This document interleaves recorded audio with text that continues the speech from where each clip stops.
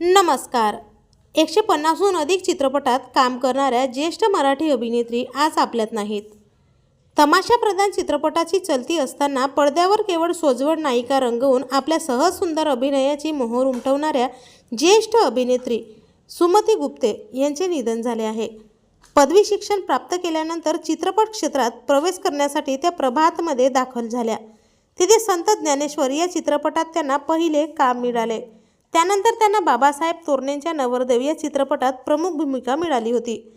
त्यांच्या कामाने प्रभावित होऊन भालजी पेंढारकर यांनी त्यांना थोरातांची कमळा या ऐतिहासिक चित्रपटात संभाजींच्या प्रेयसीची म्हणजेच कमळेची मध्यवर्ती भूमिका दिली होती.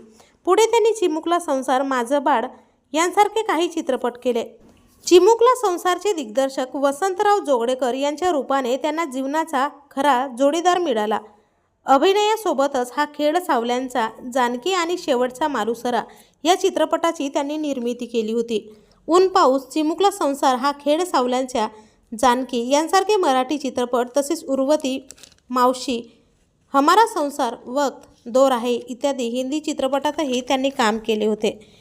त्यांना रसरंगचा दादासाहेब फाळके पुरस्कार, गादिमा प्रतिष्ठानचा गृहिणी सखी माना पुरस्कार, शासनाचा व्ही शांताराम पुरस्कार, अभा मराठी चित्रपट महामंडळाचा चित्रभूषण, जीवन गौरव पुरस्कार इत्यादी पुरस्कार त्यांना मिळाले. मात्र 31 ऑक्टोबर 2009 रोजी त्यांनी अखेरचा श्वास घेतला.